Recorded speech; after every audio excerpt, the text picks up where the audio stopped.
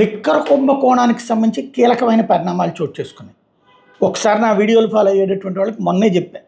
ఇది ఒక ప్రభుత్వంలో ఉన్న మంత్రులందరూ రేపు జగన్ లోపలికి వెళ్ళిపోతాడు, జగన్ ఎల్లుండి వేసేస్తున్నాం, 2 నెలల్లో వేసేస్తున్నాం, 3 నెలల్లో వేసేస్తున్నాం అంటే నిజమైన కేసులైనా సరే పబ్లిక్లో ఏం ఫీలింగ్ వెళ్తుంది? అదిగో వీళ్ళు రాజకీయ ఉద్దేశంతోనే చేశారు అని వెళ్తుంది. అరెస్ట్ ఎవరు చేయాలా? పోలీసులు చేయాలి. ఎందుకు చేయాలి? తప్పు చేశాడు కాబట్టి. చెప్పాల్సింది ఎవరు? వాళ్ళు. కోర్టుకైనా పోలీస్ స్టేషన్ ఏది పబ్లిక్ అయినా వాళ్ళు కాకుండా మంత్రులు చెప్తున్నప్పుడు రేపు అరెస్ట్ చేసేస్తాం, ఎల్లుండి అరెస్ట్ చేసేస్తారు, ఇంకొక 2 నెలల్లో అవుతుంది, ఇంకో 3 నెలల్లో అవుతుంది అన్నప్పుడు పబ్లిక్లోకి లిక్కర్ కుంభకోణానికి సంబంధించి లిక్కర్ డబ్బులు తినలేదని ఎవ్వడు అనుకోడు. అలాగే ఇప్పుడు తినట్లేదని కూడా ఎవడు అనుకోడు. అప్పుడు అవినీతి జరిగింది, ఇప్పుడు అవినీతి జరుగుతుందని అనుకుంటారు. కాబట్టి లిక్కర్లో ఎథికల్ అంటే ఏముండదు అక్కడ. Liquor itself అనైతికమే.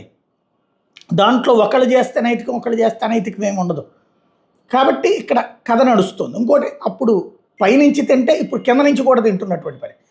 కాబట్టి పబ్లిక్ అవన్నీ లెక్కేసుకోరు. ప్రత్యేకించి పదే పదే చెప్తుంటే అరెస్టు చేయబోతున్నారు వీళ్ళు, ఆ పేరుని అడ్డుపెట్టి చేయబోతున్నారన్న ప్రచారం వెళ్తుంది అన్నది మొన్ననే మాట్లాడుకున్నాం. ఇప్పుడు క్యాబినెట్ మీటింగ్ సందర్భంగా చంద్రబాబు నాయుడు గారు అదే చెప్పుకొచ్చారు, ఎవ్వరూ ఏం మాట్లాడద్దు. మొన్ననే ఇప్పటిదాకా మాట్లాడినటువంటిది పార్టీ టీడీపీ మంత్రులు అయితే, మొన్న జనసేన బీజేపీ మంత్రులు కూడా మళ్ళీ వాళ్ళని కూడా ఇన్ఫామ్ చేశారు, లేకపోతే వాళ్ళు కూడా మనం వెనకబడిపోతామని ఫీల్ అయ్యారు.